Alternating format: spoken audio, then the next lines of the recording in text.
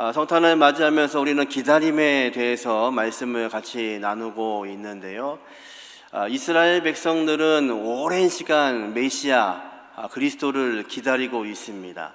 마지막 선지자의 그 간절한 고백과 그리고 하나님의 말씀이 끊어지고 400년 동안 암흑기를 경험합니다. 400년 동안 하나님이 말씀하지 않으십니다. 그 시간을 성경은 암흑기라고 이야기하죠. 그 암흑기의 400년 동안에 이 유대 땅은 여러 제국들에 의해서 통치가 되었습니다. 바벨론에 의해서 통치가 되고 페르시아에 의해서 통치가 되고 또 헬라 제국에 의해서 여러 제국들을 통해서 이 땅의 주인이 바뀌는 그 삶 속에서 400년 동안 하나님은 이스라엘 백성에게 침묵하십니다. 가장 어두운 시간이고 아무것도 보이지 않는 시간이고 과연 우리에게 약속하신 그 메시아 그리스도 언제 오실지에 대해서 유대 백성들은 간절하게 그분을 기다리고 있었습니다. 그때에 동방에 있는 박사들이 놀라운 빛을 보고 별을 발견합니다. 유대 땅에 태어나실 왕이 태어나셨음을 알리는 그 별을 보고 이 박사들이 움직이기 시작합니다. 그런데 당시에 그 땅은 헤롯 왕이 통치를 하고 있는 중이었습니다. 헤롯은요 기다림이 없는 사람이었습니다. 메시아를 기다리는 사람이 아니었고 그가 통치하고 있는 이 나라를 향하여서 그는 매우 이중적인 사람이었습니다. 이 헤롯은요 로마 정부와 그리고 자신이 통치하고 있는 헬라 이 유대 땅 지역의 유대인들과의 관계 속에서 매우 정치적으로 유능하고 탁월한 사람이었습니다. 로마 정권에도 잘 보여야 하고 그리고 자신이 통치하고 있는 유대인들에게도 환심을 사야 되기 때문에 유대인들이 그토록 원했던 성전도 그가 건축했던 사람이죠. 그리고 그 성전에 로마 군인들이 함부로 통행하지 못하도록 법으로 제정을 해서 많은 유대인들에게 칭송을 받고 있었던 사람입니다. 그럼에도 불구하고 자신의 통치를 위해서는 자신의 아내, 자신의 아들, 자신의 장모, 가족까지도 살해할 만큼 잔인한 사람이었습니다. 그에게 이제 왕궁에 들어온 소식이 있습니다. 이제 별을 보고 찾아왔던 동방 박사들이 당연히 왕이 태어났으니까 예루살렘 성을 찾은 거죠. 왕궁에 찾아옵니다. 그리고 질문합니다. 유대인의 왕이 어디에서 태어나셨는가? 이제 오늘 본문에 보니까 3절에 이 이야기를 듣고 큰 소동이 일어납니다. 3절 말씀 같이 한번 읽어보죠. 헤롯 왕과 온 예루살렘이 듣고 소동한지라. 이 본문에 우리는 유념해야 됩니다. 메시아가 태어났다는 소식이 전해진 겁니다. 그것도 하나님을 알지 못하는 이방인 동방 박사들에 의하여서 이제 별을 보고 이곳에 왔는데 왕이 태어날 별입니다. 그냥 단순한 왕이 아니라 인류를 구원할 메시아가 태어난 별입니다. 그렇게 외치고 있는 이 소식을 듣고 헤롯과 온 예루살렘 성이 진동하기 시작합니다. 소동하기 시작합니다. 왜 그럴까요? 지금 이 땅의 왕은 헤롯입니다.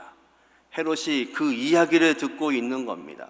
새로운 왕이 태어났다는 이야기를 듣고 있는 겁니다. 헤롯의 마음은 이해가 됩니다. 그런데 어떻게 예루살렘은 지금 소동하고 있을까요? 이 소동은 기쁨의 소동이 아닙니다. 큰 문제가 생긴 겁니다.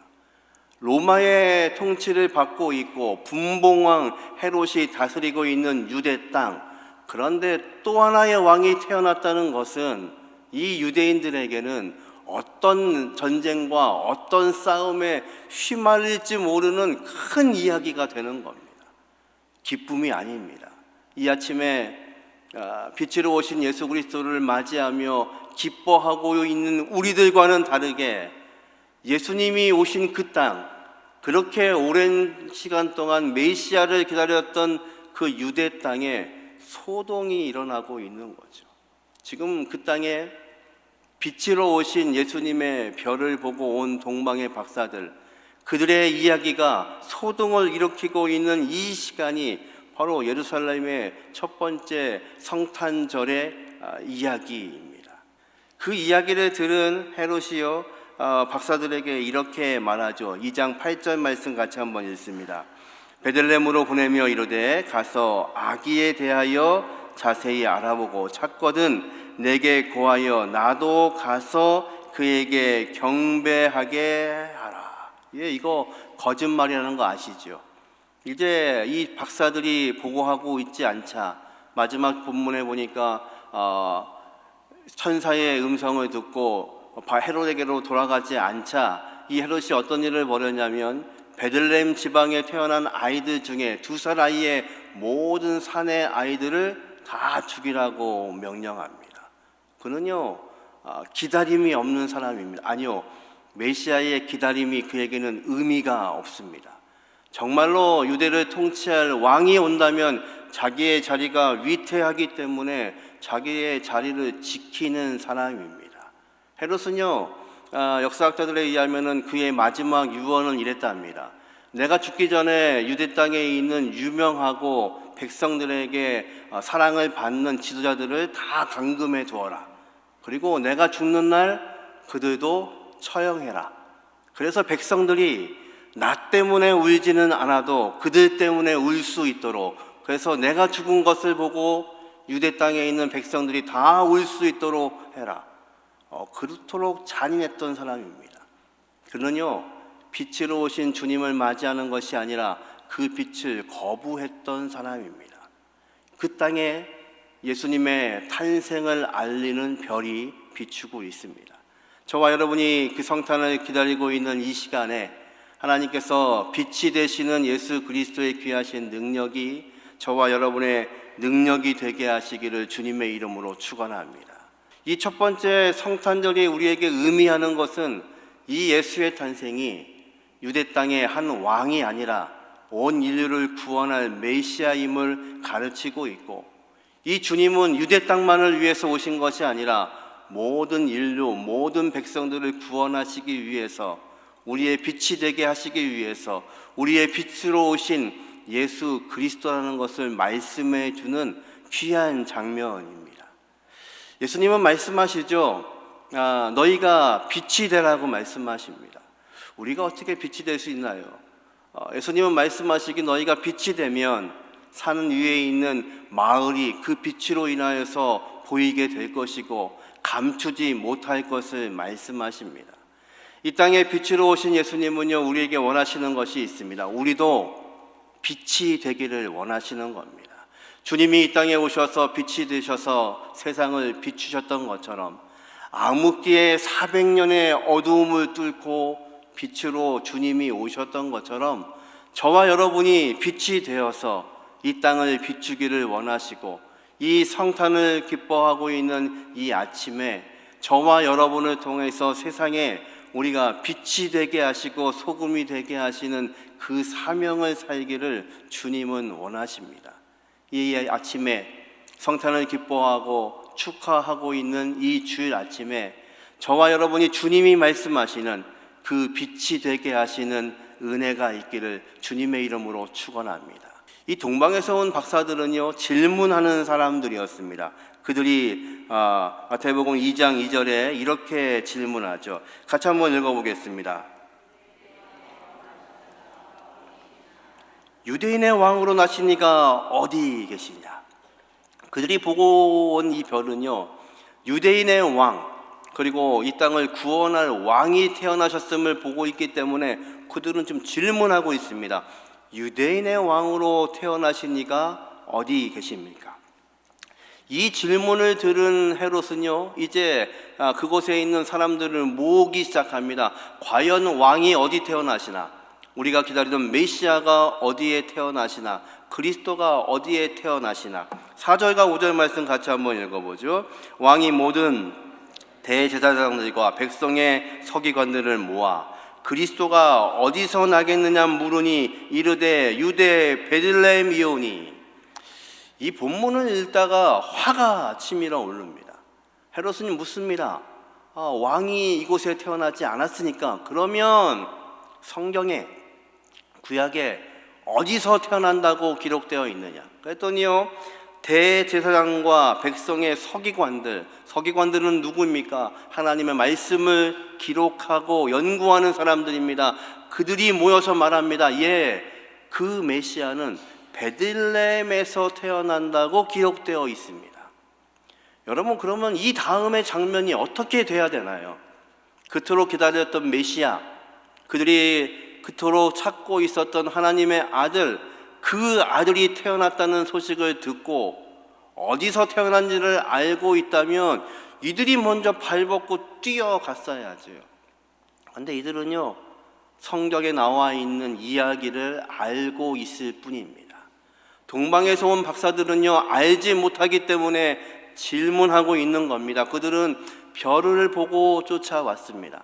이분이 누구신지 아직 알지 못합니다. 그런데 그 별의 징조를 보아하니 그냥 단순한 왕이 아니라는 것을 알고 쫓아왔습니다. 그런데 이 유대인들에게는 하나님이 주셨던 말씀이 있습니다. 400년 전에, 그리고 수천 년 전부터 말씀하시고 기록하셨던 그 역사의 기록들, 말씀이 있습니다. 그런데 그들은 전혀 움직이지를 않습니다. 저와 여러분이 하나님 앞에서 오늘도 살아가면서 우리도 질문하는 사람들이 되어야 합니다. 동방의 박사들은요, 알지 못하기 때문에 질문합니다. 유대인의 왕으로 태어나신 그분의 별을 보고 우리가 따라왔는데 그분은 어디에 계십니까? 여러분, 신앙생활은요, 하나님 앞에 끊임없이 질문하는 것입니다. 신앙의 많은 사람들은요, 하나님 앞에 자신의 질문을 드렸던 사람들입니다. 아브라함과 이삭이요, 하나님 말씀에 순종하여서 번제로 이삭을 드리기 위해서 모리아산을 향하여서 사흘 길을 걸어갑니다. 이삭이 질문합니다. 아버지, 재물이 없습니다. 불도 준비가 되어 있고 장작도 준비가 되어 있고 모든 것을 가지고 가는데 아버지, 재물이 없습니다. 그 말에 아브라함이 답을 하지 못하지요. 하나님 준비하실 거다. 어쩌면 이 이삭의 질문이 아브라함의 질문이었는지 모릅니다. 하나님, 왜 이렇게 어렵게 주신, 백세에 주신 이 아들을 번제로 드리라고 하십니까? 왜 죽이라고 하십니까? 아마 아브라함도요, 끊임없는 질문을 가져가면서 성경에 기록되어 있지 않지만 그 사흘길 동안에 하나님을 향하여 끊임없는 질문을 했을 겁니다. 이해가 되지 않으니까요. 하나님의 통치가 이해가 되지 않으니까요. 하나님이 내 인생에 말씀하시는 것들이 이해가 되지 않으니까 끊임없이 질문하고, 번제가 될, 제물이 될 이삭도 질문을 하고 있는 겁니다. 그런데 그 질문의 답을 하나님이 모리아산에서 이야기하십니다. 번제로 드리는 그 순간, 이삭이 순종함으로 제물이 되고 있는 그 순간, 그리고 그 아들을 잡기 위해 칼을 들고 있는 그 순간 하나님이 말씀하시죠. 이제야 네가 나를 경외하는 것을 내가 알겠다. 내 아들에게 손대지 말고, 그리고 하나님 준비하신 제물을 보여주십니다. 그러기에 성경의 모든 인물들은 끊임없이 하나님을 향하여 질문했던 사람들입니다. 이해가 되지 않으니까요. 마리아에게 천사가 말합니다. 네가 잉태하여 아들을 낳으리니 그 이름을 예수라 하라. 이 여인이요, 이 질문에 이렇게 대답합니다. 내가 사내를 알지 못하는데 어떻게 아이를 낳을 수 있고 임신할 수가 있습니까? 이해가 되지 않는 질문입니다. 천사가 대답하지요. 네가 성령으로 잉태될 것이고 하나님의 크신 영광이 너를 덮으실 것이고, 그리고 네가 태어나게 할 그 아들은 하나님의 아들이라고 설명합니다. 놀라운 소식을 듣는 겁니다. 저와 여러분은요, 이 땅에 살면서 신앙을 살아가면서 오늘도 성탄을 맞이하면서 저와 여러분요, 끊임없는 이 질문이 있으셔야 됩니다. 그렇지 않으면 이 지금 예루살렘 성에 이루어지고 있는 서기관들처럼, 제사장들처럼 돼버릴 수밖에 없습니다. 우리가 알고 있습니다. 어디서 태어났는지 알고 있습니다. 아닙니다. 말씀은 아는 것이 아니라 이 말씀이 내 삶을 통과하지 않으면 이 말씀은 능력을 갖지 못합니다. 서기관들은 이 말씀을 연구하는 사람들이었습니다. 그리고 이 땅에 태어날 메시아를 기다리는 사람들이었습니다. 그런데 끊임없이 그들이 알고 있는 것만을 주장합니다. 예수님이 공생애를 치르는 동안에 많은 서기관들과 종교 지도자들과 대화하는 그 대화의 대부분의 이야기는 무엇이냐면, 그들이 알고 있는 그 메시아가 오셨음에도 불구하고, 그 예수님이 지금 이적을 베풀고 계심에도 불구하고, 그분이 말씀하고 계심에도 불구하고, 그들이 연구했던 그분이 오셨음에도 불구하고, 그들의 대화는 내 자리를 유지하기 위한 대화였고, 내 자리를 옹립하기 위한 대화였기 때문에 그들은 메시아이신 예수를 알지를 못했습니다. 그래서요, 하나님의 아들, 그토록 그들이 기다렸던 그 메시아를 십자가에 처형하는 일에 동참했던 자들이 바로 그들이었습니다. 저와 여러분에게 하나님 주신 말씀이 있습니다. 이 성탄의 아침에 우리에게 허락하신 하나님의 귀하신 말씀이 있습니다. 이 말씀이 저와 여러분의 삶 가운데 질문이 되지 않으면, 하나님, 이 말씀이 있음에도 불구하고, 여전히 두려워하지 말라고 말씀하심에도 불구하고, 내가 이 아침에도 두려운 이유는 무엇입니까? 물어보셔야 됩니다. 하나님께 질문하셔야 됩니다. 하나님 내 인생을 통치하시는 하나님이신데도 불구하고 여전히 이런 어려운 가운데 저는 어떻게 해야만 할까요? 보이지 않지만 하나님이 보게 하시는 능력이 있다고 말씀하시니까, 눈먼 소경을 만지셔서 보게 하셨던 것처럼, 육체의 어려움 속에 있는 그들을 만지셔서 새롭게 하셨던 것처럼, 하나님이 그렇게 하시는 분이라고 말씀에 약속하셨기에 그 말씀이 내 삶을 통과할 수 있게 해달라고 끊임없는 질문이 저와 여러분에게 있으셔야 됩니다. 이 아침에 우리에게 그 질문이 있게 하시는, 내 인생의 중요한 질문을 하나님께 드릴 수 있는 귀한 은혜가 있기를 주님의 이름으로 축원합니다. 마지막으로 이 동방의 박사들은요, 이제 이렇게 고백을 하죠. 2장 2절 후반절 말씀입니다. 같이 한번 읽어보죠. 우리가 동방에서 그의 별을 보고 그에게 경배하러 왔노라 하니. 이 박사들은요, 처음에 별을 발견했습니다. 그들은 별을 보고 연구하는 사람들이니까 그 별을 가지고 이 시대의 모든 것들을 바라보는 사람들이었습니다. 그런데 지금까지 보지 못했던 별을 발견하는 겁니다. 그들이 궁금증이 생겼습니다.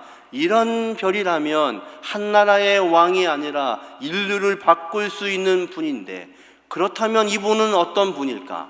그들은 궁금증에서 이 발걸음을 시작했습니다. 그런데 헤롯의 궁에 와서 그들이 하는 고백은 무엇이냐면, 그 별을 보고 우리가 동방으로부터 멀리 찾아왔는데 그 이유는 그에게 경배하기 위함이라.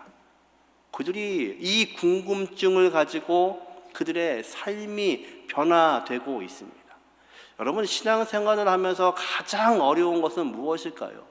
하나님이 우리에게 말씀하시기도 하고, 설교를 듣기도 하고, 성경을 펴서 성경을 읽기도 하고, 하나님의 말씀을 경험하기는 하는데 그 말씀대로 움직이는 것이 참으로 쉽지 않은 것이 신앙생활입니다. 그래서 우리는요, 말씀은 듣는데, 말씀은 읽는데, 그리고 찬양은 하는데 움직이지를 않습니다. 이 동방의 박사들은요, 하나님을 알지 못하는 사람들입니다. 박사라고 우리 성경에는 번역했을 뿐이지 이들은 점성술사들입니다. 별들을 보면서 인생을 점치는 사람들입니다. 인생의 길과 흉을 점치는 그런 사람들입니다. 그런데 그들이 이 별을 보고 궁금증에서 시작했지만 그 아기 예수께 경배하기 위해서 그들의 삶을 변화시키고 있는 겁니다.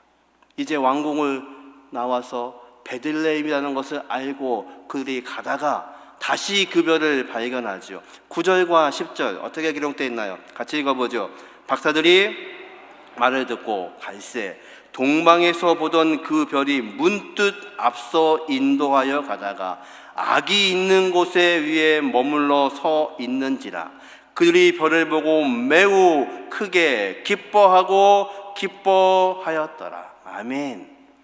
바뀌고 있는 것을 보셔야 됩니다. 이들은요, 신앙이 없는 사람들입니다. 궁금증으로 출발했습니다. 그들이 해왔던 그동안의 학문적인 궁금증으로 출발했는지 모릅니다. 그런데 그 별을 보면서 지금 기뻐합니다. 그 별이 머물러 있는 곳에 아기가 있는 것을 보고 그들이 기뻐하기 시작합니다. 여러분, 성탄의 의미는 과연 무엇인가요? 성탄은 우리에게 기쁨을 주시는 날입니다. 우리를 위해서 이 땅에 오신 예수 그리스도를 맞이하는 날입니다. 그분이 우리를 구원하시고 인류를 구원하신 메시아가 이 땅에 태어나신 날입니다. 그러기에 그분을 향하여서 우리가 기뻐하는 것, 그것이 성탄의 가장 큰 의미입니다. 그 의미를 유대 땅에 살고 있는 모든 사람들은 경험하지 못했습니다. 그들도 소식을 들었습니다. 왕궁에서 이 소식을 들었습니다. 서기관들이 이 소식을 들었습니다. 대제사장들이 이 소식을 들었습니다. 그들이 평생 기다려왔던 그 메시아의 탄생을 들었지만 그들은 기뻐하지 않습니다. 예루살렘은 소동하기 시작합니다. 헤롯의 궁궐은 소동하기 시작합니다. 내 자리가 위태로워질지도 모릅니다. 새로운 왕이 태어나면 내 자리가 없어질지 모릅니다. 기득권을 가졌던 이 모든 사람들이 이 기득권을 잃어버릴지도 모릅니다. 그래서 그들은 기뻐할 수가 없는 겁니다. 예수 그리스도께서 공생애를 치르시며 말씀을 전하시고 이적을 펼치는 모든 시간들 속에서 종교 지도자들에게는 어떤 마음이었을까요? 저분이 진짜 메시아면 어떻게 하나? 저분이 정말 이 정권을 엎을 수 있는 그런 능력이 있는 분이라면 어떻게 해야 되나? 우리의 입장은 어떠해야 되나? 근데 그들은 아무리 생각해도 그들의 삶 가운데, 그들이 가지고 있는 기득권 가운데 이 예수는 위협적인 인물이었습니다. 그래서 하나님의 아들을 십자가에 못 박는 실수를 범하게 됩니다. 여러분, 저와 여러분에게 이 성탄에 오신 예수님은 우리에게 과연 어떤 의미인가요? 내 기득권을 위해서 알고 있는 분이십니까? 아니면 내 위치를 위해서 아시는 분입니까? 아니면 내 체면과 내 권위를 위해서 알고 있는 분입니까? 아니면 이 박사들이 보고 있는 것처럼 그들이 경험을 가지고 호기심으로 출발하였지만 그 아기를 보고 별을 보고 기뻐했다는 이 기쁨이 저와 여러분의 기쁨이십니까? 우리는 결정하셔야 됩니다. 이 동방박사들의 그 기쁨의 놀라운 소식이 저와 여러분의 이 아침에 기쁨이 되게 하시기를 주님의 이름으로 축원합니다. 내 인생의 중요한 질문들을 드릴 수 있는 성탄의 아침이 되기를 주님의 이름으로 축원합니다. 우리에게 답변하시고 말씀하실 하나님의 놀라우신 권능의 능력이 이 아침 저와 여러분의 복이 되게 하시기를 주님의 이름으로 축원합니다.